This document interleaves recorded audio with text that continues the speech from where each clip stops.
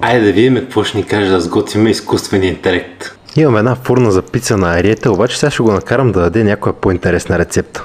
Айде да видим какво ще стане. Изцеди тикичките и ги измеси с изварата яйцата и ползърсто брашно. А пак повер нещо. Пак повернявам, ще сложа сода малко. И подправките. Ама тия тикички бая големи, я да опитаме дали не трябва повече брашно. Така си мислех, затова ще сложим още малко брашно. Я да го питаме за още малко извар. А яйцата.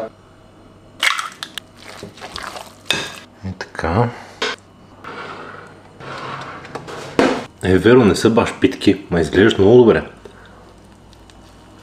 Уникални са. Браво на ChatGPT. Много добре, 123 калории само в едно. Ще му кажа да напише цялата рецепта и инструкциите долу в описанието. Поръчката на Ариета пече последните питки, а нея може да си вземете от Ариета.